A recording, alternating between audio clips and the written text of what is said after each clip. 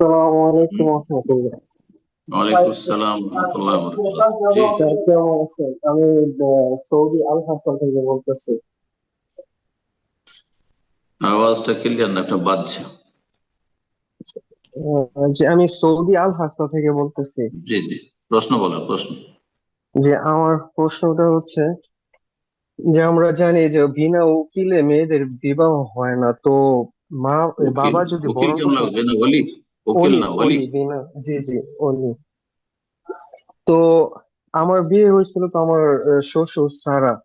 তো ওর মা আর কি বিয়ে দিয়েছে, বাবা ছিল কিন্তু বাবা ডিভোর্স, ওনাদের মধ্যে আর কি ডিভোর্স হয়েছিল, তো উনি গ্রামে থাকে।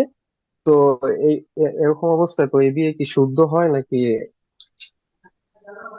তো ওই ওই যে বাবা যার সাথে তালাক জি। হয়ে গেছে তার কাছ থেকে তারা অনুমতি নিয়েছে।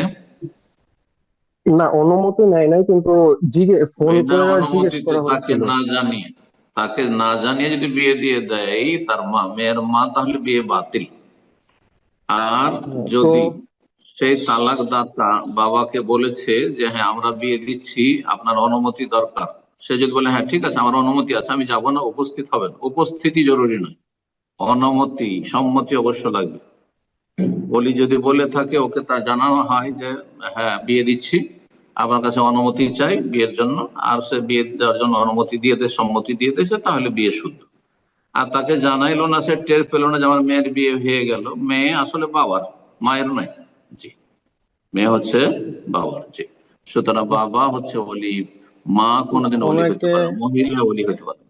জি, বিয়ে বাতিল, নতুন করে ওনাকে বিয়ে পড়াইতে হবে, নতুন করে বিয়ে পড়াইতে হবে।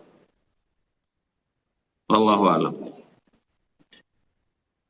ওনাকে জিজ্ঞেস করা হয়েছিল যে ওনার ছোট বোন আর কি, ওর ছোট বোন বলছিল যে বড় আপুর বিয়ে ঠিক হয়েছে তো দোয়া করিও।